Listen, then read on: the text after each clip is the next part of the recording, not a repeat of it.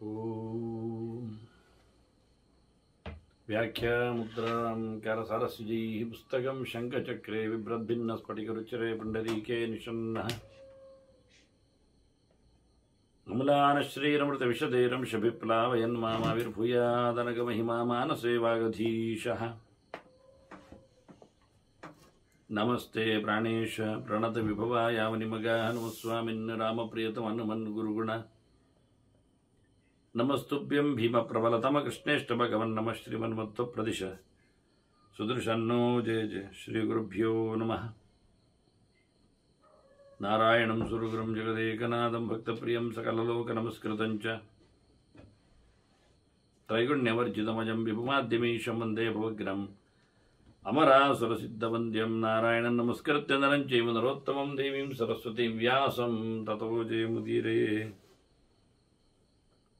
ವೇದವ್ಯಾಸರ ಮಹಾಭಾರತದ ಚಿಂತಕರಿಗೆ ವಂದನೆಗಳು. ಶಾಂತಿ ಪರ್ವದ 216ನೆಯ ಪ್ರವಚನ. ದಮದ ಬಗ್ಗೆ ಬಹಳ ವಿಧದ ಮಾತುಗಳನ್ನು ಭೀಷ್ಮರು ಧರ್ಮರಾಜನಿಗೆ ಹೇಳುತ್ತಾ ಬಂದಿದ್ದಾರೆ. ಮುಖ್ಯವಾಗಿ ಬಹಳ ಎತ್ತರದ ವ್ಯಕ್ತಿತ್ವವನ್ನು ಪಡೆದವರವರು, ಎಲ್ಲವನ್ನು ತೊರೆದು ಭಗವಂತನೆಡೆಗೆ ಸಾಗಿದವರು. ಹಾಗಾಗಿ ಕರ್ಮಗಳ ತ್ಯಾಗ, ವಿಶೇಷವಾಗಿ ಕಾಮ್ಯಾನಂ ಕರ್ಮಣಾಂ ತ್ಯಾಗಂ ಅಂತ ಕೃಷ್ಣ ಹೇಳಿದಾಗೆ ಕಾಮ್ಯ ಕರ್ಮಗಳ ಪರಿಪೂರ್ಣವಾದಂತಹ ತ್ಯಾಗ ಮಾಡಿಕೊಂಡವರು ಅನ್ನೋ ನೆಲೆಯಲ್ಲಿ ಅವಾಚಿನೋತಿ ಕರ್ಮಾಣಿ ನಚ ಸಂಪ್ರಚಿನೋತಿ ಚ ನಚ ಪ್ರಚಿನೋತಿ ಹ. ಯಾವುದೇ ಕರ್ಮಗಳ ಸಂಚಯಕ್ಕೆ ಅವರು ತೊಡಗುವುದಿಲ್ಲ. ಆದಷ್ಟು ಎಲ್ಲ ಕರ್ಮಗಳನ್ನು, ಬಾಹ್ಯ ಕರ್ಮಗಳನ್ನು, ವಿಪರೀತ ಕರ್ಮಗಳನ್ನು, ನಿಷಿದ್ಧ ಕರ್ಮಗಳನ್ನು ಬಿಡುತ್ತಾರೆ. ಕೇವಲ ಶರೀರ ಯಾತ್ರಾಭಿಜತೆ ಅಂತ ಹೇಳಿಕೊಂಡು ಶರೀರ ಯಾತ್ರೆಗೆ ಸಂಬಂಧಪಟ್ಟಂತೆ ಮತ್ತೆ ಕಾರ್ಯಮಿತ್ಯೇವ ಅಂತ ಹೇಳಿಕೊಳ್ಳುವಂತೆ ವಿಹಿತ ಕರ್ಮಗಳ ಅನುಷ್ಠಾನ ಬಿಟ್ಟರೆ, ಸ್ವವಿಹಿತವಾದದ್ದು ಬಿಟ್ಟರೆ ಇನ್ಯಾವುದು ಮಾಡುವುದಿಲ್ಲ. ಹೀಗಾಗಿ ಗೃಹಾನ್ ಉತ್ಸೃಜ್ಯಯೋ ರಾಜನ್ ಮೋಕ್ಷಮೇವ ಅಭಿವದ್ಯತೆ.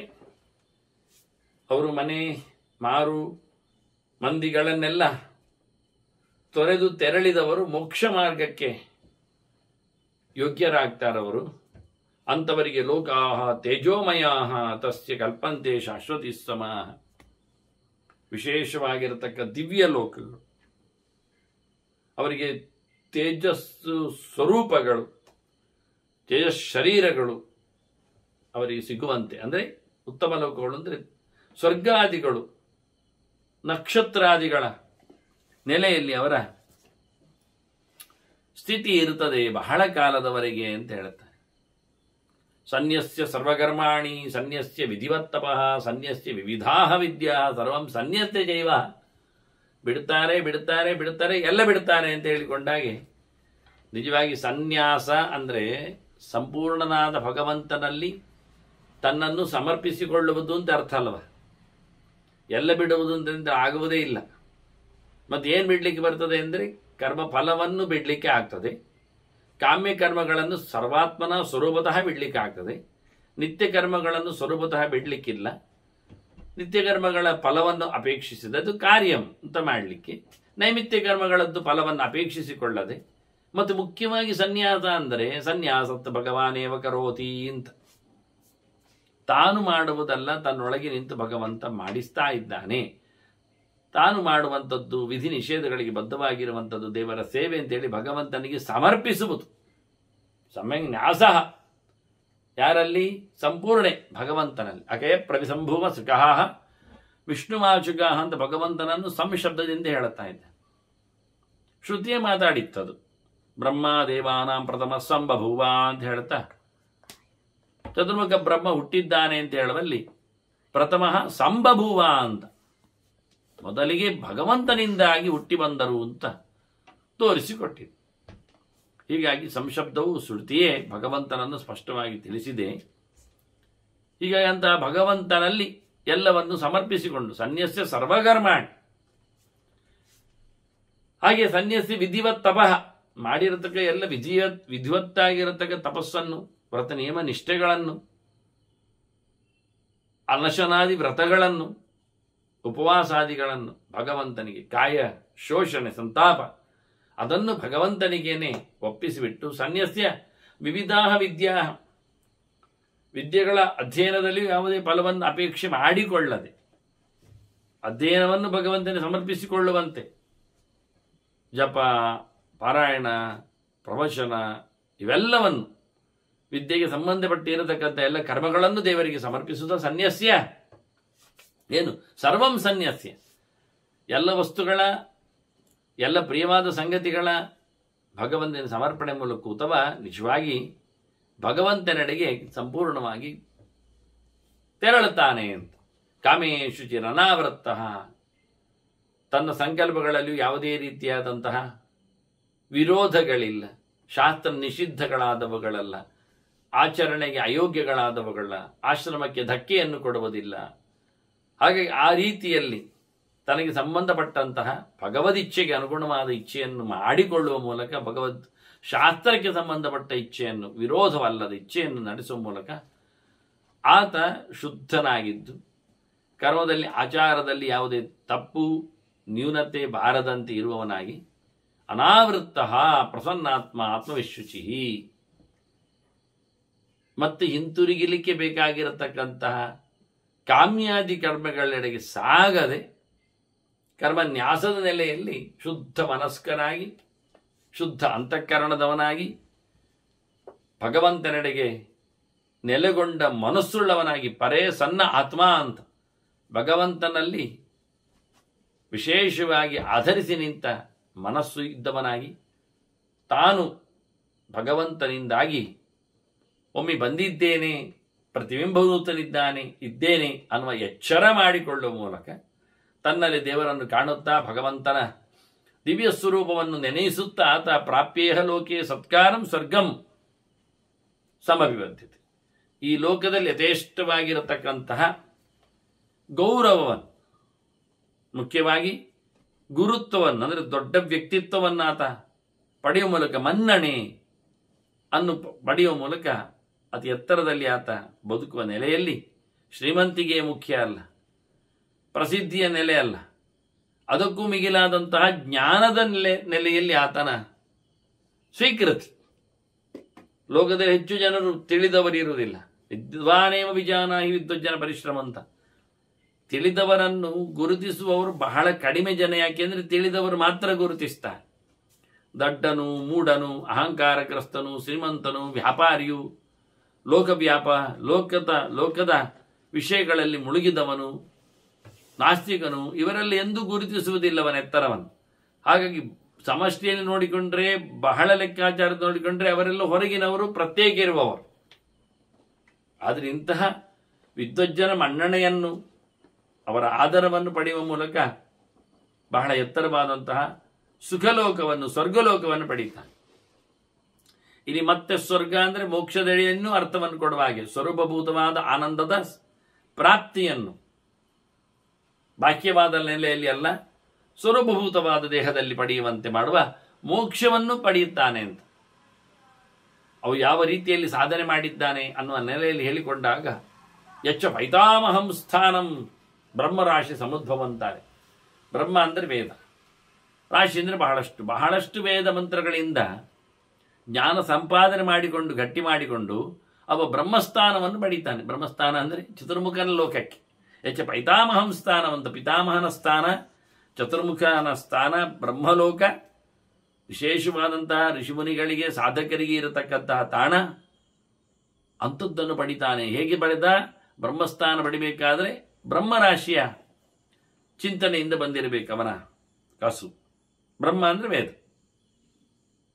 ಅದರಿಂದ ವೇದೋಕ್ತವಾದ ಕರ್ಮಾನುಷ್ಠಾನ ಮಾಡುವ ಮೂಲಕ, ವೇದವನ್ನು ಅನುಸಂಧಾನ ಮಾಡುವ ಮೂಲಕ ಅಲ್ಲಿಂದ ಜ್ಞಾನವನ್ನು ಸಂಪಾದನೆ ಮಾಡಿಕೊಂಡವ ಪರಮೋಚ್ಚವಾದ, ಇದ್ದದರಲ್ಲಿ ದೊಡ್ಡ ಲೋಕ ಅಂದರೆ ಬ್ರಹ್ಮಲೋಕ, ಸ್ಥೂಲ ಪ್ರಪಂಚದಲ್ಲಿ ಹೊರಗೆ.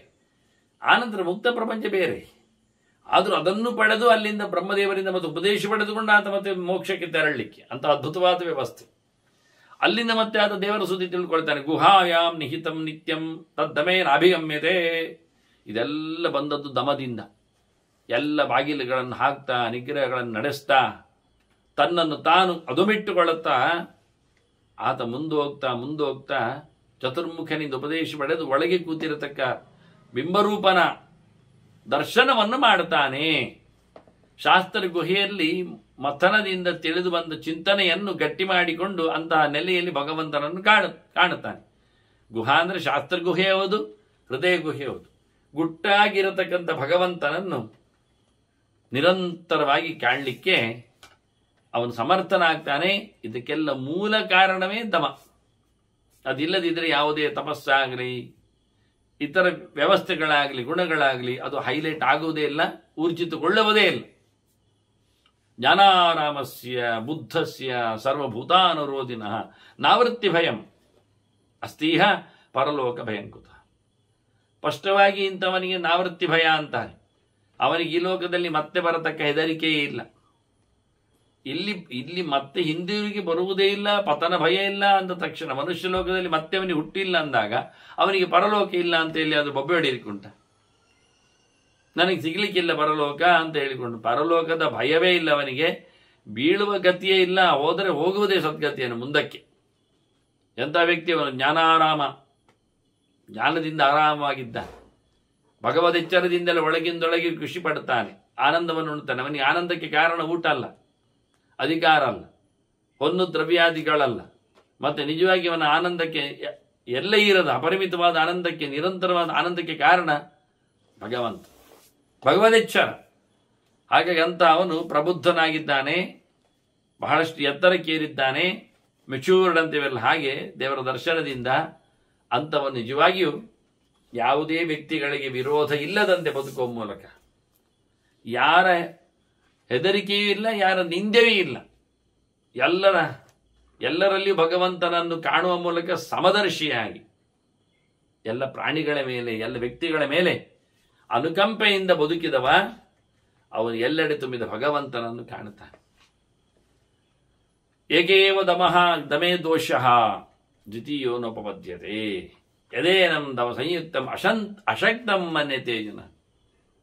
ದಮದಲ್ಲಿ ಕಳೆದ ಬಾರಿ ಹೇಳಿದ್ದಿನ, ದಮ ಇದ್ದರೆ ಇಂತೆಲ್ಲ ಕ್ಷಮೆ ಅಹಿಂಸೆ ಅದೆಲ್ಲ ಹೇಳಿಕೊಂಡ್ರು, ಅದೆಲ್ಲ ಅದರದ್ದು ಇಂಪ್ಲಿಮೆಂಟೇಷನ್ಸ್, ಗುಣಗಳ ವಿಸ್ತಾರಗಳು. ದಮ ಇದ್ದಲ್ಲಿ ಒಂದು ದೋಷ ಉಂಟು. ಎಂತ ಅಂದರೆ ಅವನು ನೀವು ಹೇಳಿದ್ರೆ ಹಿಂಸೆ ಮಾಡಲಿಕ್ಕಿಲ್ಲವ, ಪಿಶುಣನಾಗಬಾರ್ದು, ಅತಿವಾದ ಇಲ್ಲ, ಮತ್ತೆ ಬಿರುಸು ನುಡಿ ಬರೋದಿಲ್ಲ, ಬೈಲಿಕ್ಕೆ ಹೋಗುವುದಿಲ್ಲ, ನಿಂದೆಲ್ಲ ಇಲ್ಲ ಅಂತ. ಆದ್ರೆ ಏನು ತಿಳ್ಕೊಳ್ತಾರೆ, ಇವನಿಗೆ ತಾಕತ್ತಿಲ್ಲ ಅಂತ ತಿಳ್ಕೊಳ್ತಾರೆ. ದಮಗುಣ ಇದ್ದವನನ್ನು, ಅದರ ಅನೇಕ ಆಯಾಮಗಳನ್ನು ಊರ್ಜಿತಗೊಳಿಸಿದವನನ್ನು ಯಾವುದೇ ವಿಷಯದಲ್ಲಿ ಅಂದಾಗ ಇವನು ಅಶಕ್ತ, ಅವನು ಹೇಡಿ, ಅವನು ಉಪಯೋಗಕ್ಕಿಲ್ಲದವ, ದುರ್ಬಲನಿದ್ದಾನೆ, ಪರ್ಪೋಷಿ ಅನ್ನುವಂತೆ ಅವನನ್ನು ನೋಡ್ತಾರೆ, ಹೇಳ್ತಾರೆ, ಹಂಗಿಸ್ತಾರೆ. ದಮ ಇದ್ದವನಲ್ಲಿ ಒಂದು ದೋಷ ಏನು ಕೇಳಿದ್ರೆ ಜನರು ಅವನನ್ನು ಅನುಪಯುಕ್ತ ಅಂತ ಹೇಳಿಬಿಡ್ತಾರೆ ಒಂದು ದೃಷ್ಟಿಯಿಂದ. ಆದ್ರಿಂದ ಏಕೇವ ದಮೇ ದೋಷ, ದಮದಲ್ಲಿ ಒಂದೇ ಒಂದು ದೋಷ ಯಾವುದಂದ್ರೆ ಇನ್ನೊಂದು ದ್ವಿತೀಯಾನೋಪದ್ಯತೆ, ಎರಡನೇ ದೋಷವೇ ಇಲ್ಲ. ಎದೇ ನಮ್ ದಮ ಸಂಯುಕ್ತಂ ಅಶಕ್ತಂ ಮನ್ಯತೆ. ಮಂದಿ ತಿಳ್ಕೊಳ್ತಾರೆ ಇವನಿಗೆ ಎಂತ ಆಗುವುದಿಲ್ಲ, ಕೈಲಾಗದ ವ್ಯಕ್ತಿವ, ಇವನು ದುರ್ಬಲನಿದ್ದಾನೆ ಹೇಳಿಕೊಂಡು ಹೇಳ್ತಾರೆ. ಇದರಿಂದ ಒಂದು ದೋಷ ಆದರೂ ಆ ದೋಷ ಅದು ಬಹಳ ದೊಡ್ಡ ಮಟ್ಟಿನ ಗುಣ ಅಂತ, ಬಹಳ ವಿಶೇಷವಾದ ಗುಣಗಳದು. ಏನದು ವಿಶೇಷ ಕೇಳಿದರೆ ಕ್ಷಮಯ ವಿಫಲಾಲೋಕಾಹ ದುರ್ಲಭಾಹಿ ಸಹಿಷ್ಣುನ. ಸಿಗಲಾರದ ಅನೇಕ ಲೋಕಗಳು ಅವನಿಗೆ ಸಿಗ್ತವೆ. ದಮವುಳ್ಳವನಿಗೆ ಕ್ಷಮೆಯ ಒಂದು ಗುಣ ಏನು ಕೇಳಿದರೆ, ಕ್ಷಮೆ ಇದ್ದಲ್ಲಿ ಅನೇಕ ಲೋಕಗಳು ಅವನಿಗೆ ಸಿಗುವಂಥದ್ದು ಲಾಭ.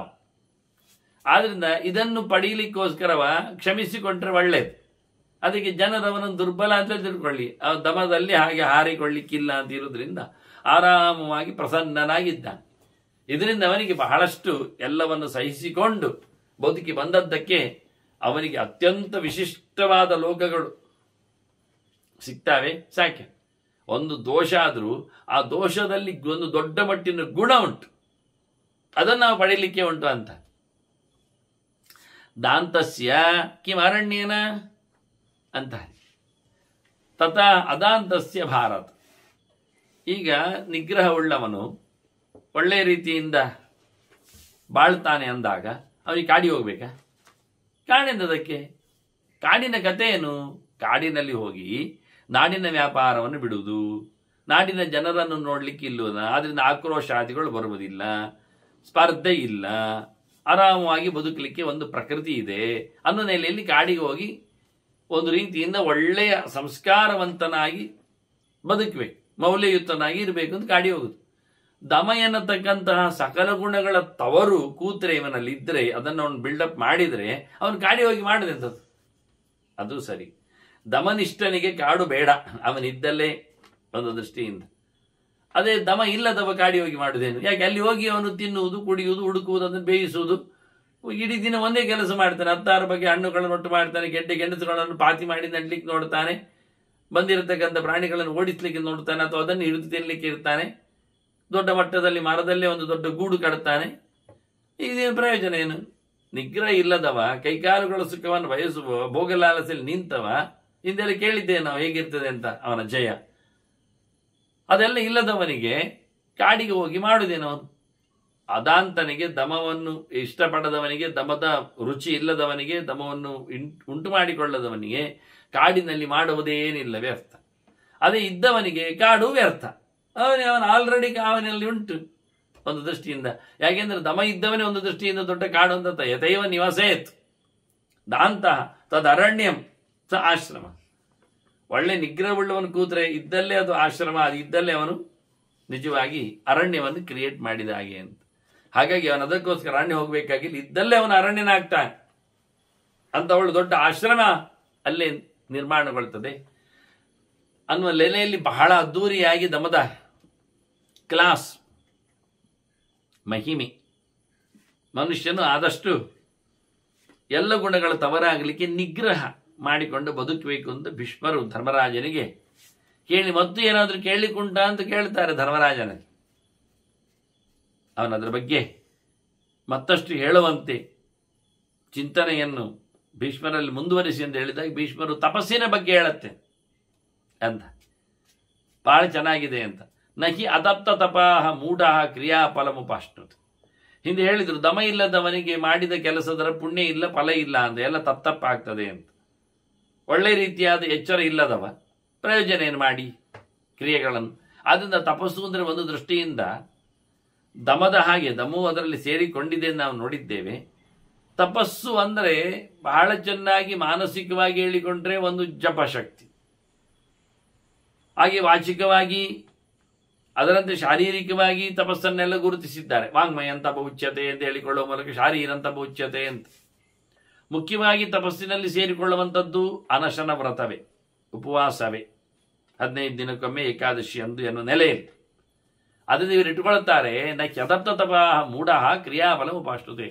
ತಪಸ್ಸು ಮಾಡದವ, ತಪಸ್ಸಿಗೆ ಬೆಲೆ ಕೊಡದವ, ತಪಸ್ವಿ ಆಗದವನಿಗೆ ಕರ್ಮದಲ್ಲಿನ ಯಾವುದೇ ರೀತಿಯಾದ ಫಲ ಬರುವುದಿಲ್ಲ, ಅವನು ಮಾಡಿದ್ದಕ್ಕೆ ಬೆಲೆಯೇ ಇಲ್ಲ.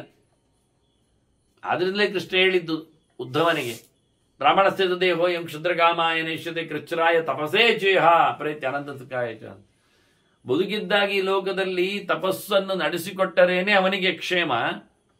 ಶರೀರವನ್ನಾದಷ್ಟು ದೇವರ ವಿಷಯದಲ್ಲಿ ದುಡಿಸಿಕೊಳ್ಳಬೇಕು, ಮುಂದೆ ಉತ್ತಮವಾದಂತಹ ಗತಿಯನ್ನು ಪಡೀಲಿಕ್ಕೆ ಆಗ್ತದೆ ಎನ್ನುವ ನೆಲೆಯಲ್ಲಿ ಎಲ್ಲ ಕ್ರಿಯೆಗಳ ಪೂರ್ಣಮಟ್ಟದ ಉತ್ತಮವಾದ ಫಲ ದೊರಕಬೇಕಾದ್ರೆ ಅವನು ತಪಸ್ವಿ ಅಂತೇ ಇರಬೇಕು.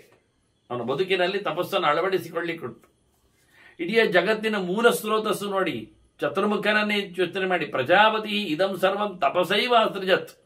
ಪ್ರಭು ಅವನು ದೊರೆ, ದೊಡ್ಡವ, ಆದರೂ ಅವನು ಈ ಜಗತ್ತಿನ ನಿರ್ಮಾಣದಲ್ಲಿ ತಪಸ್ಸನ್ನು ಮಾಡಿದ್ದಾನೆ. ಯಾಕೆ? ವಾಕ್ಯಗಳು ಶ್ರುತಿಯಲ್ಲಿ ಹಾಗೇ ಉಂಟು. ಬಂದವ ಚತುರ್ಮುಖನಿಗೆ ಏನು ಮಾಡಬೇಕಂದಾಗ ನೀನು ತಪಸ್ಸು ಮಾಡುವಂತ ಆದೇಶ ಆಗಿದೆ. ದೀರ್ಘಕಾಲದ 1000 ವರ್ಷದ ತಪಸ್ಸಿನಿಂದವ ಸೃಷ್ಟಿಯ ಕಥೆಯನ್ನು, ತಂತ್ರಗಾರಿಕೆಯನ್ನು, ಭಗವಂತನ ವಿಶೇಷ ಪೂಜೆಯನ್ನು ಅದರಿಂದ ತಿಳ್ಕೊಂಡು ನಡೆಸಿಕೊಟ್ಟಿದ್ದಾನೆ. ಅದರಂತೆ ತಥೈವ ವೇದಾನ್ ಋಷಯ ತಪಸಾ ಪ್ರತಿವೇದಿರಿ. ಋಷಯ ಮಂತ್ರದ್ರಷ್ಟಾರರಹ ಮರ್ತ ಅಂತ ಹೇಳ್ತೇವೆ ನಾವು. ವೇದಗಳನ್ನು ಕಂಡವರು ಅಂತ. ಹೇಗೆ ಕಂಡವರು? ತಪಸ್ಸಿನಿಂದಲೇ ಕಂಡದ್ದು. ಸುಮ್ಮನೆ ಊಟ ಮಾಡುವಾಗೆಲ್ಲ ವೇದ ಕಂಡದ್ದಿಲ್ಲ, ಅಥವಾ ಆಟ ಆಡುವಾಗ ವೇದವನ್ನು ಹೇಳಿಕೊಂಡದ್ದು ಅಲ್ಲ, ಅಥವಾ ಏನೋ ಗಮ್ಮತ್ತು ಮಾಡುವಾಗ ವಿಹಾರಾದಿಗಳಲ್ಲಿ ವೇದ ಆವಿಷ್ಕಾರದದ್ದಲ್ಲ. ತಪಸ್ಸಿನಲ್ಲಿ ಕಠೋರವಾದ ವ್ರತನಿಷ್ಠೆಗಳಲ್ಲಿ ದೇವರೆಡೆಗೆ ತಮ್ಮ ಮನಸ್ಸನ್ನು ಏಕಾಂತವಾಗಿ ನಡೆಸಿಕೊಟ್ಟಲ್ಲಿ ಅವರಿಗೆ ಫ್ಲಾಶ್ ಆದದ್ದು, ಇಂಟ್ಯೂಷನ್ ಅಲ್ಲಿ ಕಂಡದ್ದು ಅದು ಬೇರೆ. ಅದು ರಾಶಿಗಟ್ಟಲೇನಲ್ಲ. ಭಗವಂತನನ್ನು ಕೊಂಡಾಡುವ ಬಗೆಯನ್ನು, ಜಗತ್ತಿನ ವಿಚಿತ್ರವಾದ ಭಗವಂತನಲ್ಲಿನ ಕ್ರಿಯಾಶೀಲತೆಯನ್ನು ಆ ಮಂತ್ರಗಳಲ್ಲಿ ನೋಡ್ತಾರೆ ಅವರು. ಅಂಥ ರೀತಿಯಲ್ಲಿ ಮಂತ್ರವರಿಗೆ ಕಾಣುವಂಥ ಅಂತಹ ಋಷಿಗಳು ವೇದಗಳನ್ನು ಕಂಡದ್ದು ತಪಸ್ಸಿನಿಂದಲೇ ಅಲ್ವಾ. ತಪಸೈವ ಸಸರ್ಜಾನ್ನಂ ಫಲಮೂಲಾನಿ ಯಾನಿ ಚ ತ್ರೀನ್ಲೋಕಾನ್ ತಪಸಾ ಸಿದ್ಧ ಪಶ್ಯಂತಿ ಸುಸಮಾಹಿತ ಔಷಧಾನಿ ಅಗದಾದೀನಿ ತಿಸ್ರೋ ವಿದ್ಯಾಶ್ಚ ಸಂಸ್ಕೃತ ತಪಸೈವ ಹಿ ಸಿದ್ಧಂತಿ ತಪೋಮೂಲಂ ಹಿ ಸಾಧನ. ಎಲ್ಲಕ್ಕೂ ಕಾರಣ ತಪಸ್ಸೇ. ಈ ಲೋಕದಲ್ಲಿನ ಎಲ್ಲನ ಸೃಷ್ಟಿಯು ಎಲ್ಲರಲ್ಲಿಯೂ ಸಹ ಎಲ್ಲವನ್ನು ನಡೆಸಿಕೊಡುವಲ್ಲಿಯೂ ತಪಸ್ಸೇ ಬೆನ್ನ ಹಿಂದೆ ಇರ್ತದೆ. ವಾಸ್ತವವಾಗಿ ತಪಸ್ಸಿನಿಂದಲೇ ದೇವತೆಗಳು ವಿಶೇಷವಾಗಿ ಈ ಲೋಕದಲ್ಲಿ ಊಟವನ್ನು ಸೃಷ್ಟಿ ಮಾಡಿದ್ದಾರೆ. ಔಷಧಗಳನ್ನು, ಅನ್ನಗಳನ್ನು, ಫಲಮೂಲಗಳನ್ನು, ವಿಶೇಷ ದ್ರವ್ಯಗಳನ್ನು ಎಲ್ಲ ಸೃಷ್ಟಿ ಮಾಡಿದ್ದು ತಪಸ್ಸು ಮಾಡುವ ಮೂಲಕ, ತಪಸ್ಸಿನಿಂದಲೇ. ಈ ಮೂರು ಲೋಕದ ಸೃಷ್ಟಿಯಾಗಿದೆ. ಇಲ್ಲಿನ ಸಿದ್ಧರೆಲ್ಲ ತಪಸ್ಸಿನಲ್ಲಿಯೇ ತಮ್ಮ ಸಿದ್ಧಿಯನ್ನು ಕೈಕೊಂಡವರು.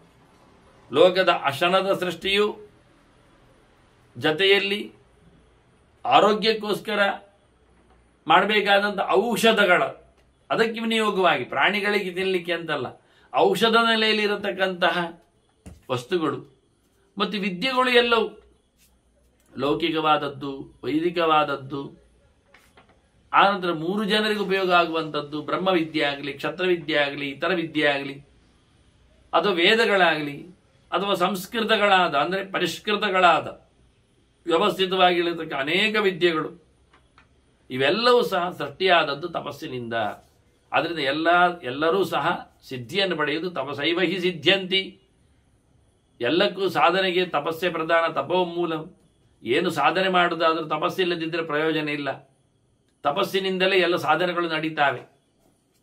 ಯಾವುದು ನಮಗೆ ಸಿಗುವುದಿಲ್ಲ, ಯಾವುದು ಕೈಗೆ ಎಟಗದ್ದು, ಯಾವುದು ನಡೆಸಲಾಗದ್ದು, ಅದೆಲ್ಲವನ್ನು ತಪಸ್ಸಿನಿಂದ ಮಾಡಲಿಕ್ಕೆ ಆಗ್ತದೆ ಅಂತಾರೆ ಭೀಷ್ಮರು. ದುರಾಪಂ, ದುರಾರಾಧ್ಯ, ಮತ್ತೆ ಅದರಾಗಿ ದುರಾದರ್ಶಂ, ದುರುತ್ಸಾಹ, ತತ್ಸರ್ವಂ ತಪಸಾ ಶಕ್ಯಂ ತಪೋಹಿ ದುರತಿಕ್ರಮ. ಆಗುವುದಿಲ್ಲ ಎನ್ನುವುದನ್ನು ತಪಸ್ಸಿನಿಂದ ಮಾಡಿ ತೋರಿಸಲಿಕ್ಕೆ ಬರ್ತದೆ.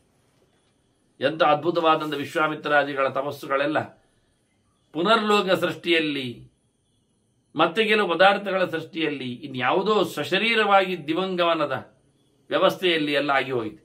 ಅದನ್ನು ತಪಸ್ಸಿನಲ್ಲಿ ಎಲ್ಲದೂ ಮಾಡಲಿಕ್ಕೆ ಆಗ್ತದೆ. ಆಗುವುದಿಲ್ಲ ಅಂತಲೇ ಅದಕ್ಕೆ ಅಡೆತಡೆಗಳು, ಅಡಚಣೆಗಳು ಏನೂ ಇಲ್ಲ. ಎಂತಹ ಸಾಹಸವನ್ನು, ಎಂತಹ ದೊಡ್ಡ ಮಟ್ಟಿನ ಕೈಂಕರ್ಯಗಳನ್ನು, ಎಂಥ ಆಗಲಾರದ ಮಾಡಲು ಸಾಧ್ಯವಿಲ್ಲದ ಸಮಾರಾಧನೆಗಳನ್ನೆಲ್ಲ ಖಂಡಿತವಾಗಿಯೂ ಭಗವಂತನ ವಿಶೇಷ ವೈಭವದ ವ್ಯವಸ್ಥೆಗಳನ್ನೆಲ್ಲ ತಪಸ್ಸಿನಿಂದ ಮಾಡಲಿಕ್ಕಾಗ್ತದೆ. ಇದೆಲ್ಲ ನಾವು ಹಿಂದೆ ವಿಶ್ವಾಮಿತ್ರನ ದನಾಪರಣದ ಕಥೆಯಲ್ಲಿ, ಕಾರ್ತವೀರ್ಯನ ದನದ ಅಪಹರಣದ ಕಥೆಯಲ್ಲಿ ಎಲ್ಲ ಜಮದಗ್ನಿಯ ತಪಸ್ಸು ಮುಂತಾದವರ ತಪಸ್ಸಿನ ವಿಚಾರಗಳನ್ನೆಲ್ಲ ಕಂಡವರು, ಕೇಳಿದವರು. ಶಕುಂತಲೆ ವೃತ್ತಾಂತಗಳೆಲ್ಲ ಅದನ್ನೆಲ್ಲ ನಾವು ಕಂಡಿದ್ದೇವೆ. ಆದ್ರಿಂದ ಎಲ್ಲ ಋಷಿಗಳು ಎಲ್ಲವನ್ನು ಅದಕ್ಕೆ ಅನ್ನ ಸೃಷ್ಟಿಯಿಂದ ತಪಸ್ಸಿನ ಆಗ್ತದೆ ಅಂತ ಹೇಳಿತ್ತು. ಎಲ್ಲ ಬಗೆಯ ಸೃಷ್ಟಿಗಳನ್ನು, ಅನ್ನಕ್ಕೆ ಬೇಕಾದ ಮೂಲ ಔಷಧ ಗಿಡಗಳನ್ನು ಈಗೆಲ್ಲ ತಪಸ್ಸಿನಿಂದ ಮಾಡ್ತಾರೆ. ತಪಸ್ಸಿನಿಂದ ಸಿಗಲಾರದ ಸಂಗತಿ ಇಲ್ಲ. ಐಶ್ವರ್ಯಂ ಋಷಯ ಪ್ರಾಪ್ತ ತಪಸೈವ ನ ಸಂಶಯ. ಎಷ್ಟೆಲ್ಲ ಋಷಿಗಳಿಗೆಲ್ಲ ಏನೆಲ್ಲ ವೈಭವಗಳು ಗೊತ್ತುಂಟು. ಇಡೀ ಸಮುದ್ರ ಕುಡಿದವರಿದ್ದಾರೆ, ವಿಂಧ್ಯ ಪರ್ವತವನ್ನು ಸಣ್ಣದು ಮಾಡಿದವರಿದ್ದಾರೆ, ನೀರನ್ನು ಕಿವಿಯಿಂದ ಹೊರಗೆ ತಂದವರಿದ್ದಾರೆ. ಏನೆಲ್ಲ ಋಷಿಗಳದ್ದು ವೈಶಿಷ್ಟ್ಯಗಳು ಬೇಕು ಕೇಳುತ್ತಾನೆ. ಹಾಗೆಯೇ ಹೆಗಲಲ್ಲಿ ಕಬ್ಬಿಣದ ಶೂಲವನ್ನು ಹೊತ್ತುಕೊಂಡು ಬದುಕನ್ನು ಸವೆಸಿದವರಿದ್ದಾರೆ, ತಿರುಗಾಟ ನಡೆಸಿದವರಿದ್ದಾರೆ. ಕೈಯಲ್ಲಿ ಗಾಯದಲ್ಲಿ ಶಾಖರಸವನ್ನು ಪಡೆದವರು ಕಂಡವರಿದ್ದಾರೆ. ಶಾಖರಸ ಅಂದರೆ ತರಕಾರಿ ರಸ. ಹೀಗೆ ಏನೇನು ಇಡೀ ಜಗತ್ತಿನಲ್ಲಿ ಅತ್ಯಂತ ಆಶ್ಚರ್ಯಕರವಾದ ಸಿದ್ಧಿಗಳನ್ನೆಲ್ಲ ತಪಸ್ಸಿನಿಂದಲೇ ಋಷಿಗಳು ಪಡೆದರು. ಅದನ್ನು ತೋರಿಸ್ತಾ, ಅದರಲ್ಲಿ ಜನರನ್ನು ನಿಬ್ಬೆರಗಾಗಿಸ್ತಾ, ಸಾಧನೆಯಿಂದ ದೂರ ಆಗಲಿಕ್ಕಿಲ್ಲವನು. ಸುಮ್ಮನೆ ಅದೆಲ್ಲ ತಪಸ್ಸಿಗೆ ಒಂದು ದೃಷ್ಟಿಯಿಂದ ತೋರ್ಪಡಿಲಿಕ್ಕೆ ಹೋದರೆ ಅದು ಅಡಚಣೆ ತೊಂದರೆಯಾಗ್ತದೆ. ಆದರೂ ಸಿದ್ಧಿ ಇದೆ. ಅಣಿಮಾದಿಗಳಾಗಲಿ ಐಶ್ವರ್ಯಾದಿಗಳಾಗಲಿ, ಕೇವಲ ಐಶ್ವರ್ಯ ಮಾತ್ರ ಹೇಳಿದಿಲ್ಲ. ಐಶ್ವರ್ಯ ಮೃಷಿ, ಐಶ್ವರ್ಯ ಅಂದರೆ ಒಂದು ಐಶ್ವರ್ಯ ಮಾತ್ರ ಅಲ್ಲ, ಉಳಿದ ಎಲ್ಲ ಸಿದ್ಧಿಗಳು, ಅಷ್ಟಸಿದ್ಧಿಗಳೆಲ್ಲ, ಅಣಿಮಾ ಮಹಿಮಾದಿಗಳೆಲ್ಲ, ಈಶಿತ್ವ ವಶಿತ್ವ ಎಲ್ಲ ಇಷ್ಟೇ ಅಲ್ಲದ ಇನ್ನೂ 64 ಸಿದ್ಧಿಗಳಿವೆ. ಅವಾಂತರ ಸಿದ್ಧಿಗಳು, ಸಣ್ಣ ಪುಟ್ಟ ಸಿದ್ಧಿಗಳೆಲ್ಲ, ದೂರ ಗಮನ ಆಗಲಿ, ದೂರ ಶ್ರವಣ ಆಗಲಿ, ದೂರ ದರ್ಶನ ಆಗಲಿ, ದೂರಪಾತ ಆಗಲಿ, ಇವನ್ನೆಲ್ಲ ಮಾಡಲಿಕ್ಕೆ ಆಗ್ತದೆ ಅಂತಾರೆ. ಇಲ್ಲಿಂದ ಎಲ್ಲಿಗೂ ಹೋಗುವಂತೆ, ಇಲ್ಲಿಂದ ಎಲ್ಲಿಯೂ ನೋಡುವಂತೆ, ಇಲ್ಲಿಂದ ಎಲ್ಲಿಯೂ ಕಾಣುವಂತೆ, ಕೇಳುವಂತೆ, ಭರಿಸುವಂತೆ ಎಲ್ಲ ಮಾಡಲಿಕ್ಕೆ ಬರ್ತದೆ ಕೇವಲ ತಪಸ್ಸಿನಿಂದ. ಮಾಡಿದ್ದಾರೆ ಋಷಿಗಳು ಅಂತ. ಸುರಾಪಹ ಅಸಮ್ಮತಾದಾಯಿ ಭ್ರೂಣಃ ಗುರುತಲ್ಪಕಃ ತಪಸೈವ ಸುತಪ್ತೇನ ನರಃ ಪಾಪಾತ್ ಪ್ರಮುಚ್ಯತೆ. ತಪ್ಪು ಮಾಡಿದವನ ಪ್ರಾಯಶ್ಚಿತ್ತವು ಪಾಪ ನಿವೃತ್ತಿಯು ಆಗುವುದು ತಪಸ್ಸಿನಿಂದಲೇ ಅಂತ. ಗೊತ್ತಿಲ್ಲದೆ ಕಳ್ಳು ಕುಡಿದಿರ್ತಾನೆ, ಯಾರದ್ದೋ ಸೊತ್ತು ಅಪಹಾರ ಮಾಡಿ ದೊಡ್ಡ ಕಳ್ಳನಾಗಿರ್ತಾನೆ, ಭ್ರೂಣಹತ್ಯೆ, ಗರ್ಭಹತ್ಯೆ, ಬ್ರಹ್ಮಹತ್ಯೆ ಎಲ್ಲ ಮಾಡಿರ್ತಾನೆ, ಇನ್ನಿತರ ದೊಡ್ಡವರ ದಾರೆಯರನ್ನೆಲ್ಲ ಅಪಹರಿಸಿರ್ತಾನೆ, ಮೋಹಿಸಿರ್ತಾನೆ. ಇಂಥ ಮಹಾಪಾಪಗಳಿಗೆಲ್ಲ ಪ್ರಾಯಶ್ಚಿತ್ತ ತಪಸ್ಸೆ ಅಂತ. ನಿರಂತರವಾದ ಭಗವಂತನ ನಾಮಸ್ಮರಣೆಯ ಜತೆಗೆ ಮುಖ್ಯವಾಗಿ ಅವನ ಗುಣಗಳ ಚಿಂತನೆಯನ್ನು ನಡೆಸುವ ಮೂಲಕ ಆತ ಪಾಪ ನಿವೃತ್ತನಾಗ್ತಾನೆ. ತಪಸೋ ಬಹುರೂಪಸ್ಯ ತೈಸ್ತೈ ದ್ವಾರೈ ಪ್ರವರ್ತತಃ ನಿವೃತ್ಯ ವರ್ತಮಾನಸ್ಯ ತಪೋ ನಾನಶನಾತ್ ಪರಂ. ನೋಡಿ, ತಪಸ್ಸಿಗೆ ಸುಮಾರು ಮುಖಗಳುಂಟು, ಒಂದೇ ರೀತಿಯಲ್ಲ, ಬಹುರೂಪದ ತಪಸ್ಸುಗಳು. ಅದಕ್ಕೆ ಮಾರ್ಗಗಳು ಬೇರೆ ಬೇರೆ ಇವೆ, ಅನೇಕ ಪ್ರಕಾರಗಳಲ್ಲಿ ಇರಲಿಕ್ಕೆ ಬರ್ತದೆ, ಅದು ನಡೆಸಿಕೊಡ್ಲಿಕ್ಕೆ ಬರ್ತದೆ. ಆದರೆ ಮುಖ್ಯವಾಗಿ ನಿವೃತ್ತಿಯನ್ನು ತ್ಯಾಗದ ನೆಲೆಯಲ್ಲಿ ಬದುಕುವವನಿಗೆ, ಅದನ್ನು ಗಟ್ಟಿ ಮಾಡಿಕೊಳ್ಳುವ ತಪಸ್ಸು ಮಾಡುವವನಿಗೆ ಮುಖ್ಯವಾಗಿ ಊಟ ಬಿಡುವುದೇ ದೊಡ್ಡ ತಪಸ್ಸು. ಶ್ರುತಿ ಹೇಳಿದ್ದ ಹಾಗೆ ಅಲ್ವಾ, ಯಜ್ಞೇನ ದಾನೇನ ತಪಸ ಅನಾಶಕೇನ ಅಂತ. ತಪಸ್ಸನ್ನು ಶ್ರುತಿ ಅನಶನ ವ್ರತ ಅಂದರೆ ದೈಹಿಕವಾಗಿ ಮುಖ್ಯವಾಗಿ, ಅದಕ್ಕೂ ಮನಸ್ಸು ಬೇಕು, 11 ಇಂದ್ರಿಯಗಳ ಜೊತೆಯಲ್ಲಿ ಆಗುವಂಥದ್ದು. ಅದು ಜೀವನಿಗೆ ಸಾಧನೆಯಾಗಿ ಉಪಯೋಗಕ್ಕೆ ಬರುವಂತೆ ಇದೆ. ಉಪವಾಸ ಮಾಡುವುದೇ ಮುಖ್ಯವಾದ ಹೆಚ್ಚಿನ ತಪಸ್ಸಿನ ವ್ಯವಸ್ಥೆ. ಕೃಚ ಚಾಂದ್ರಾಯಣಾದಿಗಳಿವೆ, ತಪ್ತವಾಗಿವೆ, ಅತಿಕೃಚ್ಛರ ಇದೆ, ತಿಂಗಳುಗಟ್ಟಲೆ ಉಪವಾಸ ಇರುವ, ವರ್ಷಗಟ್ಟಲೆ ಉಪವಾಸ ಮಾಡುವ, ಧಾರಣಪಾರಣಾದಿಗಳ ನೆಲೆಯಲ್ಲಿ ಅನೇಕ ರೀತಿಯಲ್ಲಿ ಹಣ್ಣು ಮಾತ್ರ, ಮೂಲ ಮಾತ್ರ, ನೀರು ಮಾತ್ರ, ಗಾಳಿ ಮಾತ್ರ ಸೇವನೆ ಮಾಡತಕ್ಕಂಥ ಅನಶನ ವ್ರತಗಳು, ಒಂದು ತುತ್ತಿನ ಚಿಂತನೆಯ ಭೋಗದ ನೆಲೆಯಲ್ಲಿ ಅನೇಕ ಪ್ರಕಾರದ ತಪಸ್ಸು ಅನಶನ ವ್ರತಗಳಿವೆ. ಅದನ್ನು ನಡೆಸಿಕೊಡುವುದೇ ಅತ್ಯಂತ ಪ್ರಧಾನ ಅಂತ. ಇಲ್ಲಿಂದ ಬಿಡುಗಡೆಯನ್ನು ಬಯಸಿ ನಿಂತವನಿಗೆ ನಿಜವಾಗಿ ತಪಸ್ಸು ಯಾವುದು ಕೇಳಿದರೆ ಆದಷ್ಟು ಭೋಗವನ್ನು ತಿನ್ನುವುದನ್ನು, ಊಟವನ್ನು ನಿಲ್ಲಿಸುವುದು, ಕಡಿಮೆ ಮಾಡುವುದಂತ. ಅಹಿಂಸಾ, ಸತ್ಯವಚನಂ, ದಾನಂ, ಇಂದ್ರಿಯ ನಿಗ್ರಹ, ಇವೆಲ್ಲ ಏತೇಭ್ಯೋ ಹಿ ಮಹಾರಾಜ ತಪಃ ನಾನಾಶನಾತ್ ಪರಂ. ದಾನಕ್ಕಿಂತ ಮಿಗಿಲು ಒಂದು ದೃಷ್ಟಿಯಿಂದ, ಇಂದ್ರಿಯಗಳ ನಿಗ್ರಹಕ್ಕಿಂತ ದೊಡ್ಡದು ಸಂಗತಿ. ಅಹಿಂಸೆಗಿಂತ ಬಹಳ ಪರಮೋಚ್ಚವಾದದ್ದು. ಸತ್ಯಕ್ಕಿಂತಲೂ ಮಿಗಿಲನಿಸುವಂಥದ್ದು ತಪಸ್ಸು. ತಪಸ್ಸಿನ ಗ್ರಡೇಷನ್ ನೋಡಿದರೆ, ಎಲ್ಲಿ ಉಂಟು ನೋಡಿದರೆ, ಅದರ ಎತ್ತರ, ಅದರ ಸ್ಥಾನಮಾನ ಕೇಳಿದರೆ, ಅದು ಅಹಿಂಸೆಗಿಂತ, ಸತ್ಯಕ್ಕಿಂತ, ದಾನಕ್ಕಿಂತ, ಇಂದ್ರ ನಿಗ್ರಹಕ್ಕಿಂತ ಹೆಚ್ಚು ಜಾಗವನ್ನು ತಪಸ್ಸು ಪಡೆದಿದೆ. ಅದು ಯಾವ ರೀತಿಯಲ್ಲಿ? ಜ್ಞಾನದ ಲೆವೆಲಲ್ಲಿ ಅಲ್ಲ, ಅನಶನ ವ್ರತದಿಂದ. ಉಪವಾಸ ಮಾಡತಕ್ಕಂಥ ತಪಸ್ಸು ಎನ್ನುವುದೇ ದೈಹಿಕವಾಗಿ ಮನಸ್ಸು ಸೇರಿ ಅಂದೆ ನಾನು ಭಗವಂತನ ಎಚ್ಚರು ಇರಲಿಕ್ಕೆ ಹೋಗಿ ಜೀವನದಲ್ಲಿ ಇದ್ದಾನೆ. ಕೇವಲ ದೈಹಿಕ ಅಲ್ಲ ಅದು. ಅಂತಹ ವ್ರತ ತಪಸ್ಸು ಅದು ಯಾವುದನ್ನು ನೀವು ಅಹಿಂಸಾ ಪರಮೋ ಧರ್ಮ ಅಂತೀರಿ, ಅದಕ್ಕೂ ಮಿಗಿಲೆ. ಯಾವುದನ್ನು ಸತ್ಯ ವಚನಂಶ ಸತ್ಯವೇ ಪ್ರಧಾನ ಅಂತ ಹೇಳ್ತೀರಿ, ಸತ್ಯಂ ವದ ಅಂತ, ಅದಕ್ಕೂ ಮಿಗಿಲೆ. ಆನಂತರ ದಾನ ಬಹಳ ಕಷ್ಟ ಜನರಲ್ಲಿ ಅಂತ ತಿಳಿಸ್ತೀರಿ, ಅದಕ್ಕೂ ಮಿಗಿಲಾಗಿದೆ ವಾಸ್ತವವಾಗಿ ತಪಸ್ಸನ್ನು. ದಮ ಇಷ್ಟರವರೆಗೆ ನಾವು ಹೇಳಿದ ಇಂದ್ರಿಯ ನಿಗ್ರಹ ಅಂತ, ದಮದ ವ್ಯಾಪ್ತಿಯನ್ನು ಭಾರಿ ಹೇಳ್ತಾರೆ. ದಮಕ್ಕೂ ಮಿಗಿಲಾಗಿ ಕಾಣುವಂಥದ್ದು ತಪಸ್ಸು. ದಮದ ಇನ್ನೊಂದು ಸ್ಟೇಜ್, ಅದು ಎಲ್ಲ ಇಂದ್ರಿಯಗಳನ್ನು ನಿಗ್ರಹಿಸಿಕೊಂಡಿದೆ. ಇವ ಎಲ್ಲ ಇಂದ್ರಿಯಗಳಿಗೆ ಉಪವಾಸ ಹಾಕಿದ್ದಾನೆ, ನಿಗ್ರಹದ ಮೂಲ ವ್ಯವಸ್ಥೆ ಮಾಡಿದ್ದಾನೆ. ಹೀಗಾಗಿ ಅದು ಒಳ್ಳೆಯ ರೂಪವನ್ನು ಮಾತ್ರ, ಒಳ್ಳೆಯ ವಿಷಯವನ್ನು ಮಾತ್ರ, ಒಳ್ಳೆಯ ಮಾತನ್ನು ಮಾತ್ರ ಆಡುವಂತಿರುವಂಥದ್ದು ನಿಗ್ರಹ ಅಂತ ಆದ್ರೆ, ದಮ ಅಂತ ಆದ್ರೆ ಅತಿ ಪಾರುಷ ಇಲ್ಲ, ಅತಿವಾದ ಇಲ್ಲ, ನಿಂದೆ ಇಲ್ಲ ಎಲ್ಲ ಹೇಳಿದ್ರೆ ಇಲ್ಲಿ ಆಗಲ್ಲ, ಮೌನ ಇದೆ ಅಂತ. ಯಾವ ವಿಷಯಗಳ ಸಪ್ಲೈಯೇ ದೇಹಕ್ಕೆ ಇಲ್ಲ, ಒಳ್ಳೆಯದನ್ನು ಮಾತ್ರ ಎನ್ನುವುದೇ ಇಲ್ಲ, ಇಲ್ಲವೇ ಇಲ್ಲ. ಟೇಕಿಂಗ್ ಇಲ್ಲ ಮತ್ತೆ ಗೀವಿಂಗೂ ಇಲ್ಲ, ಎರಡೂ ಇಲ್ಲ. ಒಳಗೆ ಹೊರಗೆ ಎರಡೂ ಇಲ್ಲದಂತಹ ವ್ಯವಸ್ಥೆ, ಅದು ತಪಸ್ಸಿನ ವಿಶೇಷ. ಅದು ಮತ್ತೆ ಹೇಳ್ತಾರೆ, ತಪಸ್ಸು ಹೇಗೆ ಉಂಟು ಕೇಳಿದ್ರೆ ಅವ್ರು ಹೇಳ್ತಾರೆ, ದಾನಕ್ಕಿಂತ ಕಷ್ಟವಾದ ಒಂದು ಧರ್ಮ ಇಲ್ಲ ಅಂತ. ನ ದುಷ್ಕರ ತರಂ ದಾನ. ಯಾಕೆಂದ್ರೆ ಕೊಡಬೇಕು ಅಂದಾಗ ಯಾರಿಗೆ ಕೊಡುವುದು ಆಗತ್ತೆ, ಏನು ಕೊಡುವುದು ಆಗತ್ತೆ, ಎಲ್ಲಿ ಕೊಡುವುದು ಆಗತ್ತೆ, ಯಾವಾಗ ಕೊಡುವುದು ಆಗತ್ತೆ. ದೇಶದ ನೆಲುವು, ಕಾಲದ ಗಡುವು, ವ್ಯಕ್ತಿಯ ಅರಸಾಟ, ವಸ್ತುವಿನ ಪರದಾಟ. ಒಳ್ಳೆ ವ್ಯಕ್ತಿ ಸಿಕ್ಕಿದ್ರು ವಸ್ತು ಕೊಡುವಾಗ ನಾವು ಸೋಲ್ತೇವೆ. ಯಾಕೆಂದ್ರೆ ಆ ಒಳ್ಳೆ ವ್ಯಕ್ತಿ ಹತ್ರ ಈ ವಸ್ತು ಕೊಡಬಹುದಾ, ಈ ನಮ್ಮ ವಸ್ತು ಅವನಿಗೆ ಬೇಕಾ, ಇದು ಅವನಿಗೆ ಉಪಯೋಗಕ್ಕೆ ಸಿಗ್ತದ, ಪ್ರಯೋಜನ ಇಲ್ಲದ ಕೊಟ್ಟೇನು ಉಪಯೋಗ ಅಂತ ಸರಿ ಬಿಟ್ಟ. ಇನ್ನೊಮ್ಮೆ ಒಳ್ಳೆಯ ವಸ್ತು ಕೊಡುವಂತೆ ಸಿಕ್ಕಿದ್ದು, ಪಾತ್ರ ಒಳ್ಳೆ ಸಿಗಲಿಲ್ಲ, ಪ್ರಯೋಜನ ಇಲ್ಲದವ ಬಂದ. ಇಷ್ಟಾಗಿ ಒಳ್ಳೆಯವನು ಸಿಕ್ಕಿದ್ರು ಸ್ವತ್ತು ಕೊಡಬೇಕಂದ್ರು ಕಾಲ ಸರಿ ಇಲ್ಲ ಅಂತೇವೆ ನಾವು. ಅದೆಲ್ಲ ದೋಷಗ್ರಸ್ತವಾದ ವಾರಗಳು, ನಕ್ಷತ್ರಗಳು ಚೆನ್ನಾಗಿಲ್ಲ ಅಂತೇವೆ. ಒಳ್ಳೆ ಕುಂಭ ಮೇಳ ಬಂದ್ರೆ ಎಲ್ಲ ಕೊಡ್ಲಿಕ್ಕೆ ಆಗ್ತಿತ್ತು ಯೋಚನೆ ಮಾಡ್ತೇವೆ, ಇದು ಕುಂಭ ಆಯ್ತು, ಪ್ರಯೋಜನ ಇಲ್ಲ ಆಯ್ತು. ಹೀಗೆ ನೋಡಿದ್ರೆ ದೇಶವಾಗಿ ಯಾವ ದೇಶದಲ್ಲಿ ಇದ್ದೇವೆ, ಅದು ಪ್ರಯೋಜನ ಆಗಲಿಲ್ಲ.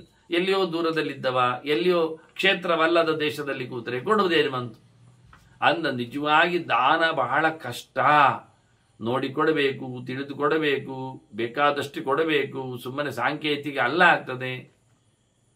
ಅದು ಅತ್ಯಂತ ಮಿಗಿಲಾದ ಧರ್ಮ ಕೇಳಿದ್ರೆ ದಾನ. ಹಾಗೆಯೇ ನಾತಿಮಾತರಂ ಆಶ್ರಮ, ತಾಯಿಗಿಂತ ಮಿಗಿಲಾದ ಒಂದು ದೊಡ್ಡ ಸಂಗತಿಯೇ ಇಲ್ಲ. ಯಾಕೆ ಕೇಳಿದ್ರೆ ಅವಳು ಹೆತ್ತವಳು ಎನ್ನುವ ನೆಲೆಯಲ್ಲಿ ಅವಳಿಗೊಂದು ಗತ್ತು. ಅದನ್ನು ಎಲ್ಲ ಆಶ್ರಮದವರು ಪ್ರೀತಿಸುವಂಥದ್ದು, ಗೌರವಿಸುವಂಥದ್ದು, ನೋಡಿಕೊಳ್ಳುವಂಥದ್ದು ತಾವು ಬಂದಿರತಕ್ಕಂಥ ನೆಲೆಯಿಂದ. ಹಾಗೆಯೇ ತ್ರೈವಿಭ್ಯೇಭ್ಯ ಪರಂ ನಾಸ್ತಿ. ವೇದಕ್ಕಿಂತ ದೊಡ್ಡ ಸಂಗತಿ ಉಂಟಾ? ಓದಿಕೊಳ್ಳಿಕ್ಕೆ ವೇದ ಅಲ್ಲದ ಇನ್ನೇನುಂಟು? ಅದರ ಸ್ಥಾನಮಾನ ಅತ್ಯದ್ಭುತವಾದದ್ದು. ನೂರಾರು ವಿದ್ಯೆಗಳಿರುವುದು, ಆದರೆ ವೇದ ವಿದ್ಯೆ ಅದರ ಎದುರು ಯಾವುದು ಅಲ್ಲ. ಹಾಗೆಯೇ ಸನ್ಯಾಸಾತ್ನ ಪರಂತಪಃ, ಅದರಂತೆ ತಪಸ್ಸು ಅಂದರೂ ಸಹ ಎಲ್ಲವನ್ನು ತೊರೆಯುವುದೇ. ಎಲ್ಲವನ್ನು ತೊರೆಯುವುದಕ್ಕಿಂತ ದೊಡ್ಡ ಸಂಗತಿಯಲ್ಲಿ ಇಲ್ಲವೇ ಇಲ್ಲ. ಅದನ್ನು ಭಗವಂತನಿಗೆ ಸಮರ್ಪಿಸಿಕೊಳ್ಳುವಂಥದ್ದು. ಸನ್ಯಾಸವೇ ತಪಸ್ಸು ಅಂದ್ರೆ ಆ ಲೆಕ್ಕದಲ್ಲಿ ನೋಡಿಕೊಂಡ್ರೆ ಎಲ್ಲವನ್ನು ಬಿಡುವುದು ಅಂದ್ರೆ ಊಟವನ್ನು ಬಿಡುವುದೇ, ಎಲ್ಲವನ್ನು ದೇವರಿಗೆ ಸಮರ್ಪಿಸಿಕೊಳ್ಳುವುದೇ ಆಗಿರುತ್ತದೆ. ಈ ಲೆವೆಲಲ್ಲಿ ನೋಡಿಕೊಂಡಾಗ ತಪಸ್ಸಿಗೆ, ಅನಶನ ವ್ರತ ರೂಪವಾದ ತಪಸ್ಸಿಗೆ ಬಹಳ ದೊಡ್ಡ ಮಟ್ಟದ ಸ್ಥಾನವನ್ನು ಕೊಟ್ಟು, ಇದರಲ್ಲಿ ತುಂಬ ಜನರು ಕಂಗಾಲಾಗ್ತಾರೆ. ಯಾಕೆಂದ್ರೆ ಅಯ್ಯ, ಊಟ ಬಿಟ್ಟರೆ ನಾವು ಸತ್ತೋಗುವುದಿಲ್ವಾ, ಇಂದ್ರಿಯಗಳೆಲ್ಲ ನಮಗೆ ತೊಂದರೆಗ್ರಸ್ತವಾದರೆ ಬದುಕುವ ಕಥೆ ಹೇಗೆ ಅಂತ. ಬಹಳ ಚಂದವಾದ ಒಂದು ಭೀಷ್ಮರು ಅದಕ್ಕೆ ನಮಗೆ ಭರವಸೆಯನ್ನು ಕೊಡ್ತಾರೆ. ನಾವೆಲ್ಲ ಎಲ್ಲಿ ಮಾಡ್ತೇವೆ, 15 ದಿವಸಕ್ಕೊಮ್ಮೆ ಮಾಡುವ ಉಪವಾಸ ಮಾತ್ರ ನಮಗೆ ಲಕ್ಷಣ ಇರುವುದು, ಲಕ್ಷ್ಯ ಇರುವುದು. ಬಿಡಿ, ಅಷ್ಟಾದ್ರೂ ದೊಡ್ಡ ಸಾಧನೆ, ಅದಕ್ಕೋಸ್ಕರ ಬಿಡುವಂಥದ್ದಲ್ಲ. ಇಲ್ಲಿ ನಮಗೆ ಅವರು ಬಹಳ ದೊಡ್ಡ ಮಟ್ಟಿನ ಒಂದು ಭರವಸೆಯನ್ನು ಕೊಡುತ್ತಾರೆ. ತಪಸ್ಸು ಮಾಡುವವರ ಏನೊಂದು ದೇಹದ ಅವಯವಗಳಿವೆ, ಇಂದ್ರಿಯಾದಿಗಳಿವೆ, ಇದರ ರಕ್ಷಣೆ ಭಾರ ದೇವತೆಗಳದ್ದು ಅಂತ. ಇದನ್ನು ಒಟ್ಟು ಕೇಳಿಕೊಳ್ಳಿ. ಇಂದ್ರಿಯಾಣೀಹ ರಕ್ಷಂತಿ ವಿಪ್ರ ಋಷಿ ಪಿತೃ ದೇವತಾ ತಸ್ಮಾದರ್ಥೇ ಚ ಧರ್ಮೇ ಚ ತಪೋ ನಾನಶನಾತ್ ಪರಂ. ಆದ್ರಿಂದ ಅನಶನ ವ್ರತದ ಉಪವಾಸ ಇರತಕ್ಕಂಥ ನೆಲೆಯಲ್ಲಿನ ತಪಸ್ಸಿಗಿಂತ ದೊಡ್ಡ ಸಂಗತಿ ಅರ್ಥ ಧರ್ಮ ಇಲ್ಲ. ಧರ್ಮಾರ್ಥಗಳನ್ನು, ಕಾಮಮೋಕ್ಷಗಳ ಸಂಪತ್ತಲ್ಲ ಇದು. ಮನುಷ್ಯನಿಗೆ ಬೇಕಾದ್ದು ಧರ್ಮ ರೂಪದಲ್ಲಿರುವಂಥದ್ದು ನೋಡಿಕೊಂಡ್ರೆ ಉಪವಾಸ. ಉಪವಾಸ ಇದ್ದಾಗ ನಮ್ಮ ಇಂದ್ರಿಯಗಳನ್ನು ನೋಡಿಕೊಳ್ಳುವವರು ಯಾರು ಕೇಳಿದರೆ ವಿಪ್ರ ಋಷಿ ಪಿತೃ ದೇವತಾ ಅಂತ. ಆವತ್ತು ಎಲ್ಲರಿಗೂ ಉಪವಾಸ ಅಲ್ವಾ? ಆದ್ರಿಂದ ಮುಖ್ಯವಾಗಿ ದೇವತೆಗಳು ನೋಡಿಕೊಳ್ತಾರೆ, ಆನಂದ ಪಿತೃಗಳು ನೋಡಿಕೊಳ್ತಾರೆ, ಋಷಿಗಳು ನೋಡಿಕೊಳ್ಳುತ್ತಾರೆ. ಇನ್ನು ವಿಪ್ರರು ಅಂತಲೇ ಹೇಳ್ತಾರೆ. ಎಲ್ಲ ಸಮಾಜದವರು ಬಂದು ತಿಳ್ಕೊಂಡವರು, ಬ್ರಹ್ಮ ಸಮಾಜದವರು ಮನುಷ್ಯರು ಇದ್ದಾರೆ, ದೇವತೆಗಳು ಇದ್ದಾರೆ, ದೇವತೆಗಳ ಜೊತೆಯಲ್ಲಿ ಇರತಕ್ಕಂಥ ಪಿತೃಗಳು ಇದ್ದಾರೆ, ಇನ್ನು ದೂರಕ್ಕೆ ಹೋಗಿದ್ರೆ ಮನುಷ್ಯರ ಹತ್ತಿರದಲ್ಲಿ ಋಷಿಗಳು ಇದ್ದಾರೆ. ಈ 4 ಕೆಟಗರಿಯವರಿದ್ದಾರೆ ನಮ್ಮ ಹತ್ರ. ವಿಶೇಷವಾಗಿ ದೇವತೆಗಳು, ದೇವ ಶಬ್ದದ ಹಿನ್ನೆಲೆಯಲ್ಲಿ ವಾಸುದೇವ ರೂಪದ ಉಪಾಸಕರು, ಜ್ಞಾನಪ್ರದರು, ಜ್ಞಾನಯೋಗಿಗಳು ಅಂಥವರು ಉಪವಾಸವನ್ನು ಹೈಲೈಟ್ ಮಾಡಿದ್ದಾರೆ, ಲೈಕ್ ಮಾಡ್ತಾರೆ. ಅದರಂತೆ ಪಿತೃಗಳು ಅವರು ಸಂಹಾರದ ನೆಲೆಯಲ್ಲಿ ನಿಂತವರು, ಸಂಹೃತರಾದವರು ಒಂದು ದೃಷ್ಟಿಯಿಂದ ಲೋಕ ಬಿಟ್ಟವರಿದ್ದಾರೆ, ಆದರೆ ಕುಲವನ್ನು ಬೆಳಗಿಸಿದವರು. ಅದರಿಂದ ಅವರು ಸಂಕರ್ಷಣನ ಉಪಾಸನೆಯಲ್ಲಿ ನೆಲೆಗೊಂಡವರಂತೆ ಆ ಭಗವಂತ ವಾಸುದೇವ ರೂಪದಿಂದ ನಮಗೆ ಅನುಕೂಲ ಮಾಡಿದ ಹಾಗೆ ಅದನ್ನೇನಾಯ್ತು, ತಲೆಗಟ್ಟಿ ಇರ್ತದೆ ಅಂತ ಆಯ್ತು. ಈಗ ಕಾಲು ಗಟ್ಟಿ ಇರ್ತದೆ ಉಪವಾಸ ಮಾಡುವಾಗ, ಹಾಗೆ ಸಂಕರ್ಷಣ ಇದ್ದಾನೆ, ಅವನು ಪ್ರೀತನಾಗ್ತಾನೆ ಅಂತ. ಇತ್ತ ನೋಡಿಕೊಂಡ್ರೆ ಇಡೀ ಜಗತ್ತನ್ನು ಬಹಳ ಚೆನ್ನಾಗಿ ವಿದ್ಯೆಯ ದಾನದಿಂದ ದೊಡ್ಡ ಸ್ಥಿತಿಯಲ್ಲಿ ನೋಡಿಕೊಂಡವರು ಆ ಲೆಕ್ಕದಲ್ಲಿ ಋಷಿಗಳಿದ್ದಾರೆ. ಹಾಗೆಯೇ ಸಾಧನೆಗಳಿಗೆ ಸವಲತ್ತುಗಳನ್ನು ಕೊಟ್ಟು ಒಳ್ಳೆ ರೀತಿಯಿಂದ ನಡೆಯುವಂತೆ ಮಾಡುವ ಆಶೀರ್ವಾದ ಮಾಡತಕ್ಕಂಥ ಬ್ರಹ್ಮವರ್ಗ ಇದೆ. ಇದೆರಡು ಒಂದೇ ಲೆಕ್ಕ ಇದ್ರೂ ಸಹ ಒಂದು ಕಡೆಯಲ್ಲಿ ಬ್ರಹ್ಮವರ್ಗದವರು ಋಷಿಗಳ ಮಾತುಗಳನ್ನು ನಡೆಸಿಕೊಡ್ತಕ್ಕ ಕರ್ಮಯೋಗಿಗಳು. ಆ ದೃಷ್ಟಿಯಿಂದ ಋಷಿಗಳು ವಿಶೇಷವಾಗಿ ಅವರು ಜ್ಞಾನಯೋಗಿಗಳು. ಇದರಂತೆ ಅವರಿಬ್ಬರ ಅನುಗ್ರಹ ನಮಗಾಗಲಿಕ್ಕೆ ಒಂದು ಕಡೆಯಿಂದ ಪ್ರದ್ಯುಮ್ನ, ಮತ್ತೊಂದು ಕಡೆಯಿಂದ ಅನಿರುದ್ಧ. ಹೀಗಾಗಿ 4 ಸ್ವರೂಪದ ಭಗವಂತ ನಮ್ಮನ್ನು ನೋಡ್ತಾ ಇದ್ದಾರೆ. ಅತ್ತ ಇತ್ತ ಪ್ರದ್ಯುಮ್ನ, ಅನಿರುದ್ಧರು ಸೇರಿಕೊಂಡು ನಡುವಡಿಯ ನಾರಾಯಣನ ಜೊತೆಯಲ್ಲಿ ನಿಂತ ಜೀವನನ್ನು, ಅವರ ಇಂದ್ರಿಯಗಳನ್ನು ಉಪವಾಸದಿಂದ ಏನು ತೊಂದರೆಗಳಿಗಾಗದಂತೆ ನೋಡಿಕೊಳ್ತಾರೆ. ಇಲ್ಲಿ ಮುಖ್ಯವಾಗಿ ಒಂದು ಶಬ್ದ ಬಂದಿದೆ, ವಿಪ್ರ ಋಷಿ ಪಿತೃದೇವತಾಹ ಅಂತ. ವಿಪ್ರನೇ ಸ್ವಯಂ ಉಪವಾಸದಲ್ಲಿ ನೆಲೆಗೊಳ್ಳುತ್ತಾನಾದ್ರಿಂದ ವಿಪ್ರ ರಕ್ಷಣೆ ಮಾಡುವುದು ಎಲ್ಲಿ ಅವನನ್ನು ಅವನು ಕೇಳಿದ್ರೆ ಈ ಥರದೊಂದು ಹೇಳಿಕೊಳ್ಳುವ ಅರ್ಥ. ಆದರೂ ಪ್ರಧಾನ ಅರ್ಥ ಏನು ಕೇಳಿ, ಯಾಕೆಂದರೆ ಋಷಿಗಳು, ಪಿತೃಗಳು, ದೇವತೆಗಳು ನಮಗಿಲ್ಲಿ ಸಿಗುವುದಿಲ್ಲ. ಅವರು ಅಪ್ರತ್ಯಕ್ಷರಾಗಿ ನಮ್ಮನ್ನು ಹರಸುವವರು. ಅಂದ್ರೆ ವಿಪ್ರರು ಅಂತೇಳಿ ಪ್ರತ್ಯಕ್ಷ ವಸ್ತುವನ್ನು ಹೇಳುವುದು ಹೇಗೆ? ಇಲ್ಲಿ ವಿಪ್ರ ಹೇಳಿದ್ದು ಭಗವಂತನನ್ನು, ಮುಖ್ಯವಾಗಿ ವಿ ಪರ ಅಂತ. ವಿ ಪಕ್ಷಿ ಪರಮಾತ್ಮನೋ ಅಂತ ಗರುಡನಲ್ಲಿ ಸಂಚರಿಸುವವನು, ಗರುಡನಿಂದ ಮಿಗಿಲಾದವನು, ಗರುಡಧ್ವಜನಾದ ನಾರಾಯಣನು ಅಂತ ಅರ್ಥ ಮುಖ್ಯವಾಗಿ. ಇನ್ನೊಂದು ವಿಪ್ರ ಅಂದ್ರೆ ವಿಪ್ರ ಜಾತಿಯ ಪ್ರಧಾನ ದೇವನಾಗಿ ನಿಂತ ಬ್ರಹ್ಮ, ಚತುರ್ಮುಖ ಬ್ರಹ್ಮ. ಅವನು ವಿಪ್ರ ಬ್ರಾಹ್ಮಣ, ವೇದವನ್ನು ತಂದವ, ವೇದ ಪ್ರವಚನ ಮಾಡಿದವ ಆಚಾರ್ಯ, ವೇದಮೂರ್ತಿ. ಅವನು ನಮಗೆ ಅನುಗ್ರಹ ಮಾಡ್ತಾ ಇದ್ದಾನೆ ಅನಶನ ವ್ರತದಲ್ಲಿ. ಯಾಕೆಂದ್ರೆ ಕೆಳಮುಖದ ಮೇಲಿನ ಪಾರ್ಟಲ್ ಇರುವವ ಬ್ರಹ್ಮದೇವ, ನಡುಪಾಟಲ್ಲಿ ಈಶ್ವರ ಸರ್ವಭೂತಾನ ಮೃದೇಶ, ನಡುಪಾಟಲ್ಲಿ ನೆಲೆಗೊಂಡವ ಅಹಂ ವಿಶ್ವಾನರೋ ಭೂತ ಹೇಳಿದವ ನಾರಾಯಣ. ಇನ್ನು ಕೆಳಪಾಟಲ್ಲಿ ಇರುವವ ದೇಹದಲ್ಲಿ ಶಿವ. ವಿಪ್ರ ಅಂದ್ರೆ ಅವನು ಒಳ್ಳೆ ರೀತಿಯಾದ ವೈಷ್ಣವ, ವಿಷ್ಣುವನ್ನು ಪರ ಅಂತ ಹೇಳಿ ಉಪಾಸನೆ ಮಾಡುವವ. ಎಷ್ಟೋ ಜನರಿಗೆ ಈ ಶಿವರಾತ್ರಿಯಲ್ಲಿ ಯಾರು ದೊಡ್ಡವ ಯಾರು ಸಣ್ಣವ ಅರ್ಥವೇ ಆಗುವುದಿಲ್ಲ. ಅಂದಿದ್ರೆ ಶಿವ ರಾಮ ಅಂತ ಹೇಳಲಿಕ್ಕೆ ಯಾಕೆ ಹೇಳ್ತಿದ್ದ? ತಾನೇ ರಾಮ ಅಂತ ಹೇಳಿಕೊಳ್ತಿದ್ದಲ್ಲ. ಆದ್ರಿಂದ ಅವನು ವಿಪ್ರ, ವೈಷ್ಣವ ನಾಮಿತ ಶಂಭು. ಒಂದು ವಿಪ್ರ ಅಂದ್ರೆ ವಿಷ್ಣುವನ್ನು ಪರ ಅಂತ ಹೇಳುವವ, ಭಗವಂತನನ್ನು ಒಪ್ಪಿಕೊಂಡವ ಎತ್ತರದಲ್ಲಿ. ಹಾಗಾಗಿ ಭಗವಂತನ ಪಾದೋತಕವನ್ನು ಗಂಗೆಯನ್ನು ತಲೆಯಲ್ಲಿ ಹೊತ್ತುಕೊಳ್ಳುವವ, ಹೊತ್ತುಕೊಂಡಿದ್ದಾನೆ. ಎಲ್ಲರಿಗೂ ಸಹ ಮತ್ತೇನು ಗಂಗೆಯನ್ನು ಕೊಟ್ಟು ಪ್ರಸಾದವಾಗಿ ಸ್ವೀಕರಿಸುವಂತೆ ಯಾವ ವೈಷ್ಣವನು ಗಂಗೆ ಶಿವನ ಜಟಾಜೂಟದಿಂದ ಹಿಡಿದು ಬಂದದ್ದು ಮೈಲಿಗೆ ಅಂತೇಳಿ ಬಿಟ್ಟವನಿಲ್ಲ. ಯಾವುದೇ ಮೇಳದಲ್ಲಿ ಮುಳುಗಿ ಹೇಳದ ವೈಷ್ಣವ ಇಲ್ಲ. ಪರಮೋಚ್ಚವಾಗಿ ಅವರಿಗೆ ಭಾರಿ ಇಷ್ಟ. ಹೀಗಾಗಿ ಬಹಳ ಸುಂದರವಾಗಿ ವಿಪ್ರ ಋಷಿ ಪಿತೃದೇವತಾ ಇಂದ್ರಿಯಾಣೀಹ ರಕ್ಷಂತಿ ಅಂತ ಉಪವಾಸ ಮಾಡಲಿಕ್ಕೆ ಹೊರಟವನನ್ನು ಚೆನ್ನಾಗಿ ನೋಡಿಕೊಳ್ಳುವವರು ಇವರೆಲ್ಲ ಇದ್ದಾರೆ. ಆದ್ರೆ ನಮಗೆ ಯಾಕೆ ಹೆದರಿಕೆ ಏನು? ದೇವರ ಸೇವೆ ಮಾಡುವಾಗ ಪುಣ್ಯ ಬರ್ತದೆ ಅಂತ ಆದರೆ, ನೋಡಿಕೊಳ್ಳುವ ಒಬ್ಬ ಇದ್ದಾನೆ ಅಂತ ಆದರೆ ಮಾಡಲಿಕ್ಕೆ ಏನು ಸಂಕಟ ಆಗ್ತದೆ? ಧೈರ್ಯ ಮಾಡಿಕೊಂಡ್ರೆ ಆಯ್ತಷ್ಟೆ. ಯಾನಿ ಚಾನ್ಯಾನಿ ಭೂತಾನಿ ಸ್ಥಾವರಾಣಿ ಚರಾಣಿ ಚ ತಪ ಪರಾಯಣ ಸರ್ವೇ ಸಿದ್ಧಂತಿ ತಪಸಾಜತಿ. ನೋಡಿಕೊಳ್ಳಲಿಕ್ಕೆ ಹೋದರೆ ಎಲ್ಲರೂ ತಪಸ್ಸು ಮಾಡುವವರೇ ಇಲ್ಲಿರುವುದು. ದೇವತೆಗಳಾಗಲಿ, ಋಷಿಗಳಾಗಲಿ, ಪಿತೃಗಳಾಗಲಿ, ಮನುಷ್ಯರಾಗಲಿ. ನೀವು ಯಾರನ್ನೆಲ್ಲ ಪಕ್ಷಿಗಳನ್ನು ಹೇಳ್ತೀರಿ, ಪ್ರಾಣಿಗಳನ್ನು ಹೇಳ್ತೀರಾ, ಮರಮಟ್ಟುಗಳು ಹೇಳ್ತೀರಾ, ಕ್ರಿಮಿಕೀಟಗಳು ಹೇಳ್ತೀರಾ, ಎಲ್ಲವೂ ಸಹ ತಪಸ್ಸನ್ನು ಮಾಡುವವರೇ ಅಂತೆ. ಯಾಕೆ ಕೇಳಿದರೆ ಪ್ರಾಣಿಗಳಿಗೆ ಊಟ ಸಿಗ್ತದೆ ಯಾವಾಗಲೂ. ಅವರಿಗೆ ವಾರಕ್ಕೆ 2-3 ಉಪವಾಸ ಇರ್ತದೆ. ತಿಂದರೆ ಒಂದು ದಿನ ತಿಂದರೆ 2-3 ದಿನಕ್ಕಿಲ್ಲ. ಮನುಷ್ಯ ಹಾಗೆ ಮಾಡಲಿ, ಧಾರಣ ಪಾರಣ ಒಂದೇ ಇರುವುದು ವ್ರತ ಅವನಿಗೆ ಅಂಥದ್ದು, ಒಂದಿನದ್ದು. ಇದಕ್ಕೆಲ್ಲ ಷಷ್ಠವ್ರತ ಎಲ್ಲ ಹೆಬ್ಬ ಹೇಳಿಕೊಂಡದ್ದು ನಾವು ಕತೆ ಕೇಳಲಿಲ್ಲ ನೌಶನ ಚರಿತ್ರೆಯಲ್ಲಿ. ಆಜಗರ ಪರ್ವದಲ್ಲಿ 3ನೇ ದಿನ ರಾತ್ರಿ ಸಿಕ್ಕಿದ್ದು ಊಟದಕ್ಕೆ, 2 ದಿನ ಉಪವಾಸ, 3ನೇ ದಿನ ರಾತ್ರಿ ಸಿಕ್ಕಿ ತಿಂತದೆ, ಮತ್ತೆ ಮೊನ್ನೆ 2 ದಿನ ಉಪವಾಸ, 3ನೇ ದಿನ ರಾತ್ರಿ ತಿಂದದ್ದು ಸಿಗ್ತದೆ. ಇದೊಂದು ವ್ರತ, ಆಜಗರ ವ್ರತ ಇದು. ಇಂಥದ್ದು ಸುಮಾರಿದೆ, ಇಂಥದ್ದು ವ್ರತಗಳು ತಿನ್ನುವ ಕಥೆಯಲ್ಲಿ. ಹಾಗಾಗಿ ಮುಖ್ಯವಾಗಿ ಎಲ್ಲರೂ ಉಪವಾಸ ಮಾಡುವರೆ. ಪ್ರಾಣಿ ಪಕ್ಷಿಗಳೇ, ಹಕ್ಕಿಗಳಿಗೆ ಸಿಗ್ತದ ದಿನ ಊಟ ಬೇಕಾದಷ್ಟು, ಕ್ರಿಮಿಕೀಟಗಳಿಗೆಲ್ಲ ಉಂಟ ಇರಬಹುದಾ? ಮರಮಟ್ಟುಗಳಿಗೆ ದಿನ ನೀರು ಗೊಬ್ಬರ ಹಾಕ್ತಾರ? ಮಳೆಗಾಲಿ ಬಂದದ್ದನ್ನು ಎಳ್ಕೊಂಡು ಕೂತ್ಕೊಳ್ಬೇಕದು ಸುಮ್ಮನೆ. ಕಪ್ಪೆಯಲ್ಲಿ ಉಂಟು ಒಟಗುಟ್ಟುವಂಥದ್ದು, ನೀರೆಲ್ಲಿ ಉಂಟು? ಅದಕ್ಕೆ ಮಣ್ಣಿನ ಹೆಂಟೆ ಅಡಿಯಲ್ಲಿ ಕೂತಿರ್ತದಲ್ಲ. ಅದರಿಂದ ಎಲ್ಲರಿಗೂ ಸಹ ತಪಸ್ಸು ಮಾಡಲಿಕ್ಕಿದ್ದೇ ಈ ಅನಶನ ವ್ರತದಿಂದಲೇ ಅವರು ಜೀವಗಟ್ಟಿ ಕೂತಿದ್ದಾರೆ, ಬದುಕಿದ್ದಾರೆ. ಅವರಿಗೆ ಸಿದ್ಧಿಯಾಗಿದೆ, ತಪಸ್ಸಿನಿಂದಲೇ ಸಿದ್ಧಿ ಅವರು ಪಡೆದದ್ದು. ಇತ್ಯೇವಂ ತಪಸಾ ದೇವಾ ಮಹತ್ವಂ ಪ್ರತಿಭೇದಿರೆ ತಪಸಾ ಶಕ್ಯತೆ ಪ್ರಾಪ್ತುಂ ದೇವತ್ವಮಪಿ ನಿಶ್ಚಯ. ಹೀಗೆ ತಪಸ್ಸಿನ ಮಹತ್ತಿಕೆಯಿಂದಲೇ ತಪಸ್ಸು ಮಾಡಿಯೇ ದೇವತೆಗಳು ಮೆರೆದದ್ದು, ದೊಡ್ಡವರನಿಸಿತ್ತು, ಅವರು ಮಹಿಮಾ ಸಂಪನ್ನರಾದದ್ದು, ಸಾಮಾನ್ಯ ಅಲ್ಲ. ಏನವರ ಗುಟ್ಟು ಕೇಳಿದ್ರೆ ತಪಸ್ಸು. ಯಾವುದನ್ನು ಏನೇನೋ ಎಲ್ಲೆಲ್ಲೂ ಹೇಗೆಗೂ ತಿನ್ನುವುದೇ ಇಲ್ಲ. ತಪಸ್ಸು ಅಂದ್ರೆ ತಿನ್ನುವುದಿಲ್ಲ ಅಷ್ಟೇ ಅಲ್ಲ ಅರ್ಥ, ಉಪವಾಸ ಮಾತ್ರ ಅಲ್ಲ, ತಿನ್ನುವಾಗಲೂ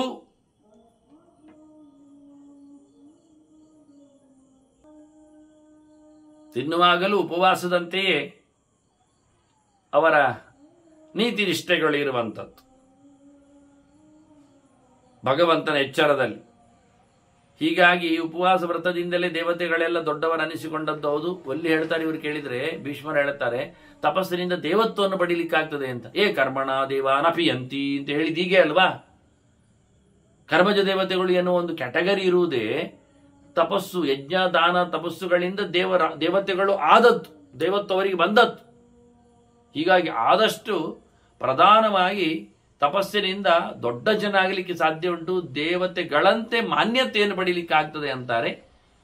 ಹೀಗೆ ತಪಸ್ಸಿನ ಒಂದು ದೊಡ್ಡ ಮಹಿಮೆಯನ್ನು ಹೇಳ್ತಾ ಭೀಷ್ಮರು ಧರ್ಮರಾಜನಿಗೆ ಅಂತ ಒಳ್ಳೆಯ ತಪಸ್ಸಿಯಾಗುವಂತೆ ಪ್ರೇರಣೆ ಗೈದಿದ್ದಾರೆ. ನಮಗೂ ಅಂತ ಒಂದು ಪ್ರೇರಣೆ ಸಿಕ್ಕಿದೆ, ಪ್ರಧಾನವಾದ ಸಂಗತಿ ಅಂತ ಮುಂದಿನ ಚಿಂತನೆಗಾಗಿ ಮತ್ತೆ ಸೇರುವ ವಂದನೆಗಳೆಂದು ಶ್ರೀಕೃಷ್ಣ ನಾರಾಯಣ ನಾರಾಯಣ.